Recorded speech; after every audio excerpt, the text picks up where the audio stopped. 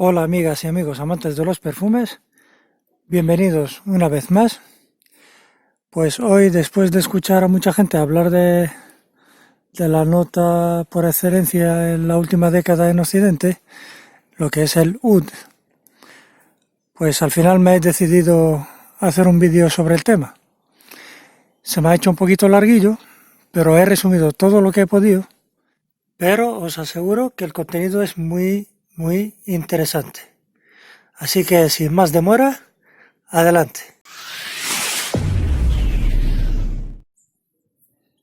Ay, el famoso oud.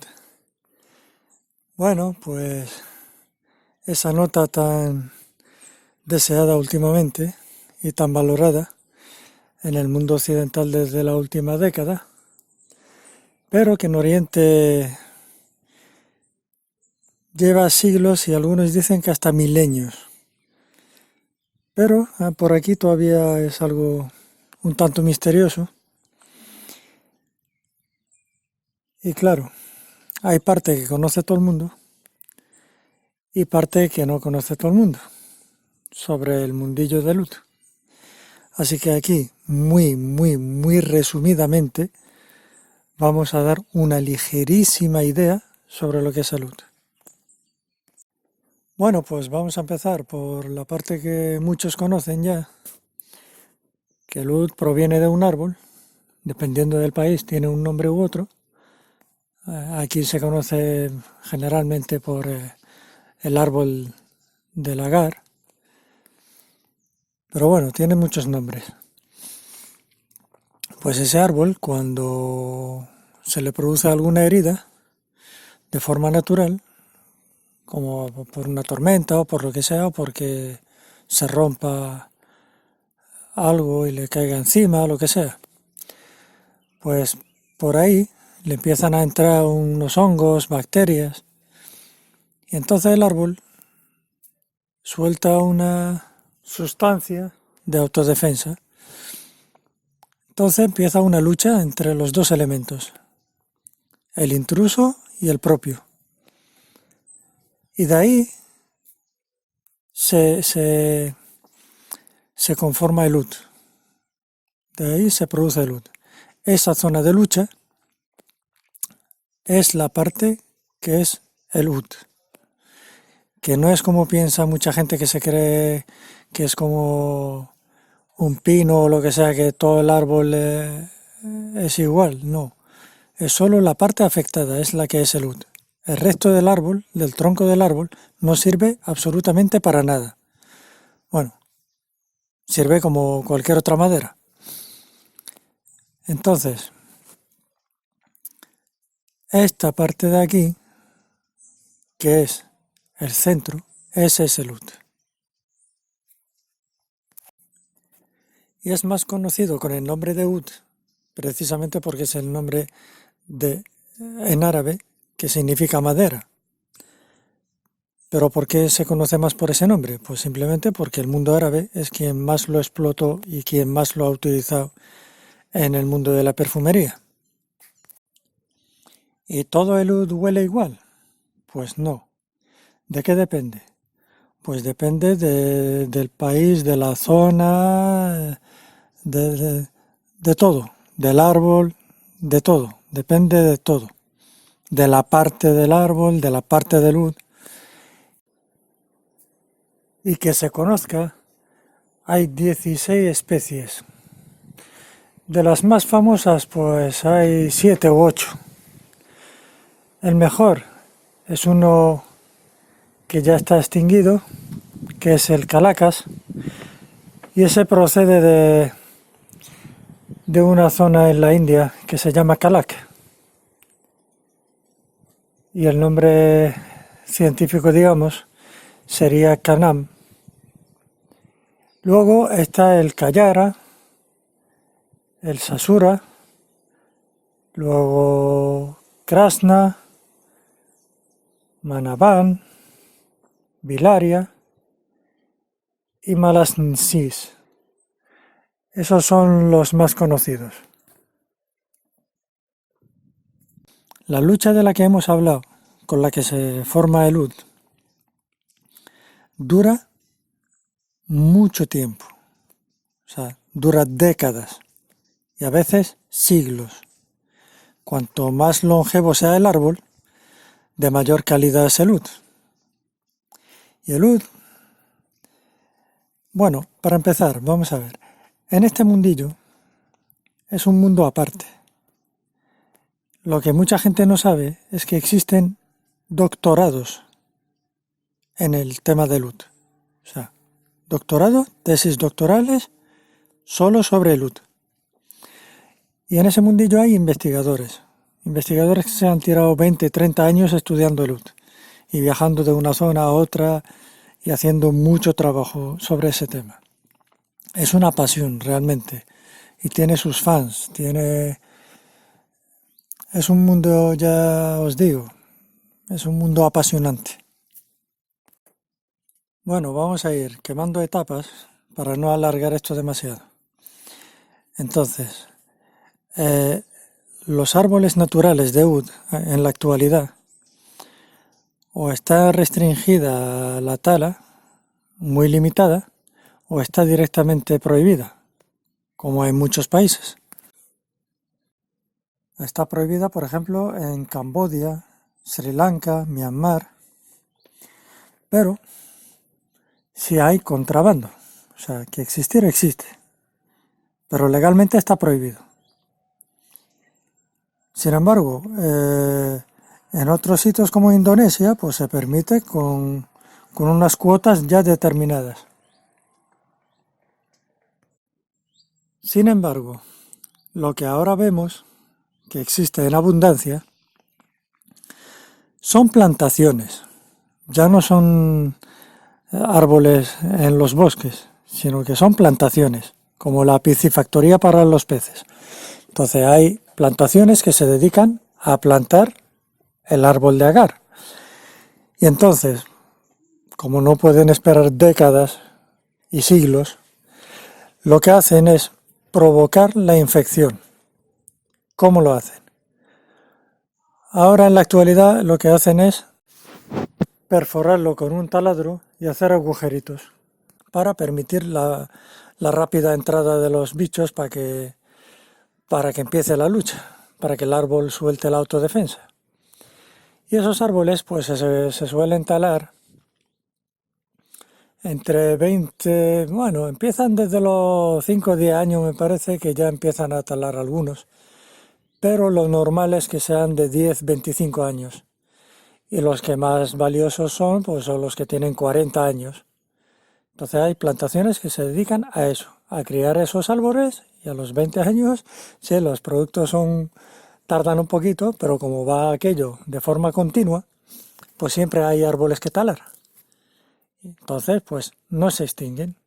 Primero comprueban si el árbol está infectado, si tiene suficiente ud dentro, antes de talarlo. Bien, pues ahora empieza la extracción del ud de dentro del árbol. ¿Cómo se hace eso? Primero se tala el árbol.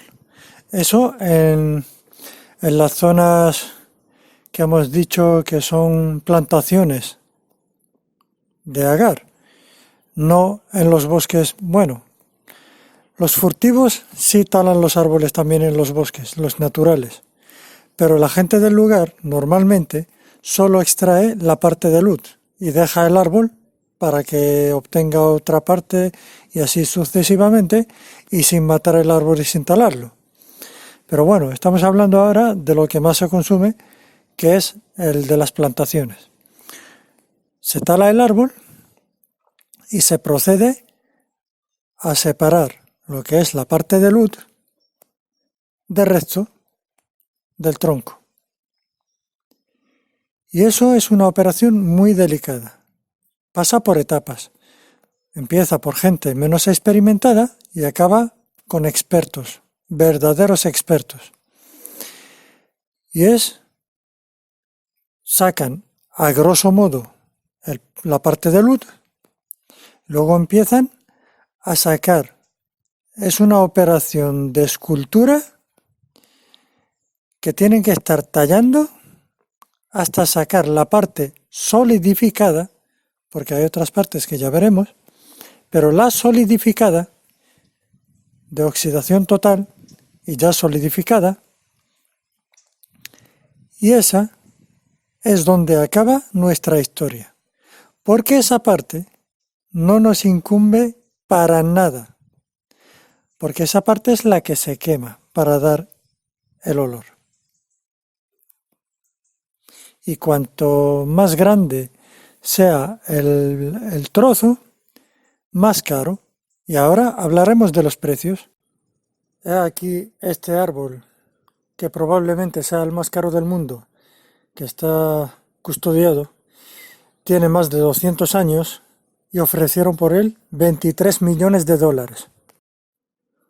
Pues como hemos dicho, hay muchas clases de oud y dependiendo de la zona y de muchos factores, pues su precio oscila en Indonesia.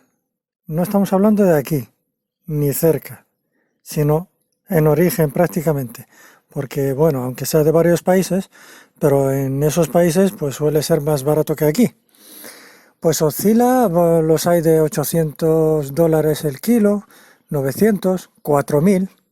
Y luego hay uno que se llama Underwater. Ese llega hasta 100.000 euros el kilo. Lo utilizan mucho los chinos, pero no con fines medicinales, no lo queman. Pues todo el proceso del que hemos hablado de purificación y de talla y de precios era concerniente a esta parte del árbol en concreto. Bueno, pues todo lo que hemos hablado hasta ahora es para llegar a esta parte del árbol, esta parte del oud. Pues esta parte es la que se utiliza para quemar y disfrutar de su aroma. Por eso se pagan esas cifras, es por el humo de estas partes del oud.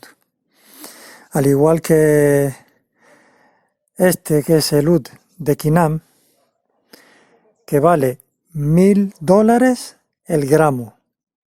$1000 el gramo, el equivalente a 30 gramos de oro. Bueno, pues por si algún despistado después de todos estos datos sigue pensando que esta es la parte del oud que se utiliza para los perfumes, pues voy a tener que añadir unos datitos más para quitar esa idea de las cabezas. Bien, para obtener una tola de extracto de oud, o sea, de aceite, de esencia de oud, una tola son 12 gramos, o sea, el equivalente más o menos a 12 ml, para entendernos. Pues se necesitan 24 kilos para 12 ml. Así que, ¿por cuánto nos saldrían los 12 ml de esencia de oud? Pues si vamos al precio más barato que hemos encontrado, nos saldrían 12 ml por 19.200 dólares. Y si vamos al caro, nos saldrían 12 ml de extracto, de esencia, por 96.000 dólares. ¿Alguien en serio se piensa que los perfumes se hacen de esa parte? ¿En serio? ¿Tú sabes cuánto te valdría un bote de perfume por esos precios? Entonces, si ese oud no se utiliza para hacer perfumes y es para quemar, ¿de dónde entonces procede la esencia de oud? Pues para extraer la esencia de oud, la parte que se utiliza es esta parte de aquí, que está entre lo que es la madera todavía sin afectar y la parte ya solidificada de la parte de oud.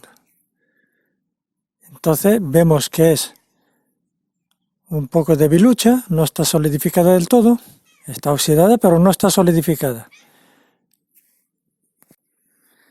Y de hecho, si la ponemos para quemar, observamos que no se quema. Por lo tanto, no se puede aprovechar para quemar y disfrutar del humo. También se utilizan aquellas partes del árbol que tienen trozos muy pequeños de oud, así como los restos, los últimos restos que están ya muy pegados al oud a la hora de limpiarlo para dejarlo limpio para la quema. Por eso se utiliza tiene menos valor y se utiliza para los perfumes, para extraer la esencia para perfumes. Después se cogen esos trocitos y se meten en máquinas para triturar. Tienen que triturarlos hasta convertirlos casi en harina. Aquí vemos cómo lo trituran hasta que se convierta en eso, en harina prácticamente.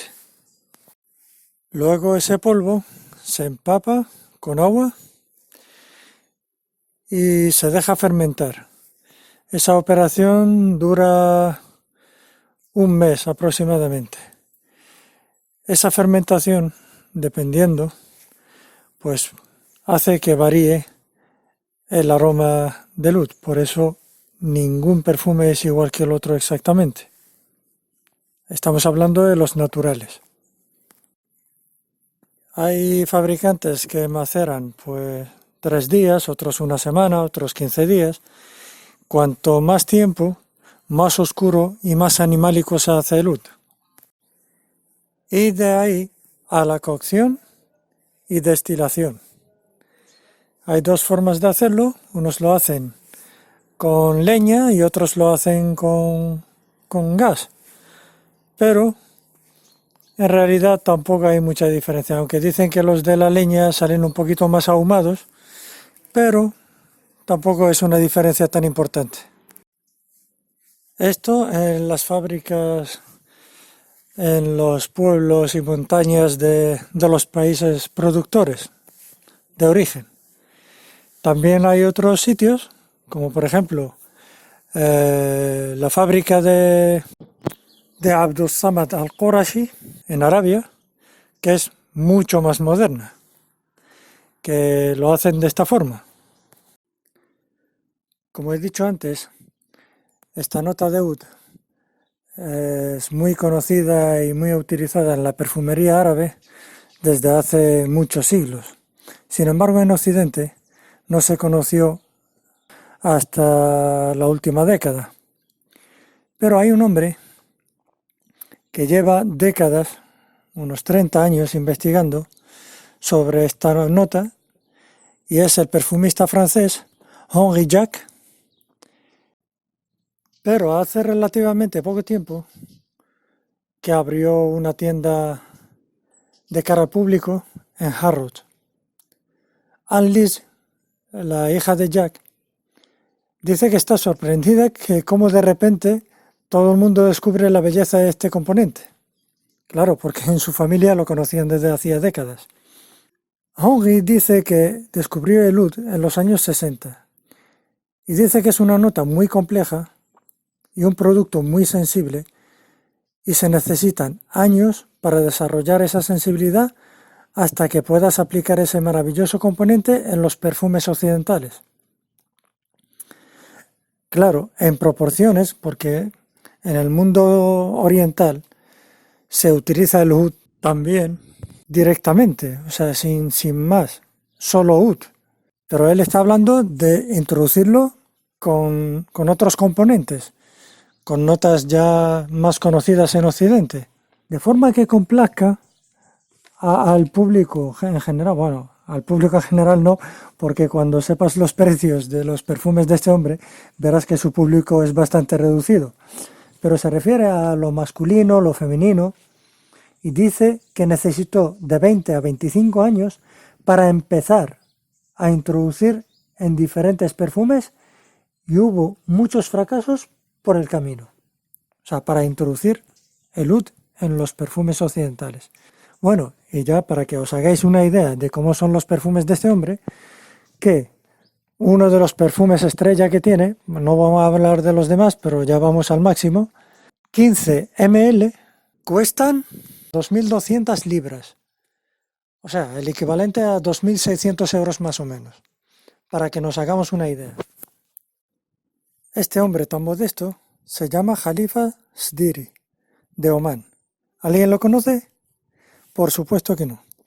Pues es uno de los que vende los perfumes más caros del mundo. ¿Por qué no lo conoce casi nadie? Bueno, todos sus clientes en todo el mundo son 1.000, no tiene más. Por eso no lo conocen nada más que esos 1.000. Pues este hombre es el diseñador de tanto de los perfumes como de los envases en los que van. Y los envases son todos de oro y piedras preciosas. Pero sus perfumes cuestan cerca de 70.000 euros. Son joyas tanto en perfume como en envase. Por eso no lo conoce casi nadie. Y esta es la cajita de muestras que manda a sus clientes cuando le piden muestras. Todo de oro, por supuestísimo. Y como podéis adivinar, sus clientes pues son de casas reales y presidentes de gobiernos de todo el mundo. Pues como hemos dicho, el oud tiene varios nombres, que es el oud, el agar, el gaharo, dependiendo de la zona. Y ya solo me falta contaros que en esencias de oud, bueno, hay 4 grandes grupos. Bueno, sintetizando bastante. Está el animálico, que son algunos indios y algunos fuertes de la zona de Laos, pero esos son los que menos se utilizan en perfumería, por lo menos en Oriente. Luego está el dulce, luego el floral y el ahumado. Y cuando hablamos del dulce, pues estamos hablando de Barchim, Trat, no todos, pero la mayoría. Y el animálico son algunos de la India, y no todos, algunos de Laos, que son muy potentes y fuertes. También en Burma, Vietnam. Cuando hablamos de oud ahumado, mayoritariamente nos referimos a Kilimantan, Moroki, Jabora, Sumbawa. Generalmente se encuentra en los bosques indonesios. Su aroma es como el del oud quemado, el que se usa para aromatizar. Y luego el floral, Jintapur, que es entre dulce y floral. El Clemental, que es en la frontera Indonesia con Malasia. Allí lo llaman gaharo. Pero eso no significa que todos los perfumes solo huelen a eso, o a ahumado, o a frutado, o dulce, sino que algunas veces se pueden encontrar una característica, 2 o todas en el mismo extracto, o sea, la esencia. En su desarrollo, pues desarrolla varios tipos de aromas. Y ahora unos datos para aquel o aquella que quiera adquirir esencias de oud. En primer lugar, cuando vayas probando, el que te guste, compra cantidad. Y me refiero a la esencia pura de oud, sin mezclar con otras notas. ¿Por qué? Pues simplemente porque las maderas cambian. Dentro del mismo árbol puede cambiar el aroma. La forma de cocción también cambia el aroma. Así que si alguno te gusta de eso que te vuelve loco, compra cantidad porque no vas a volver a encontrar otro que huela igual nunca más. Y a la hora de comprar, olvídate de los nombres. Oud de Sultán, oud Royal, el mejor oud, el oud más no sé qué. Esos son simplemente nombres comerciales y están en su derecho a poner esos nombres para darle categoría a su producto. Otra cosa es el oud añejo, oud de 80 años, oud de 150 años. No, eso no es así. El oud añejo sería el deshumedecido, que es que cuando la gente obtiene o compra la esencia de oud, lo que hacen es destaparlo, el bote, ponerle un trapillo encima para que no le entren impurezas y dejarlo al sol, solo para extraer el exceso de agua que pueda contener. Entonces ya se queda mucho más esencia que lo que era antes, porque algo de agua siempre le queda. Y de esa forma pues se le quita toda esa agua, pierde un poquito de volumen, pero gana en calidad. Y lo que decíamos sobre añejo, en el sentido que hemos hablado, pues porque la diferencia está un poquito en si el oud está recién destilado, tiene más aroma. Pero si está deshumedecido, que sería el añejo, tiene menos aroma, pero más longevidad. Espero que os haya sido útil esta información y me despido de vosotros con esta maravilla ahumada frutada dulce, muy equilibrada. Eso es todo, amigos. Me despido de vosotros con un fuerte abrazo y que oláis muy bien. Adiós.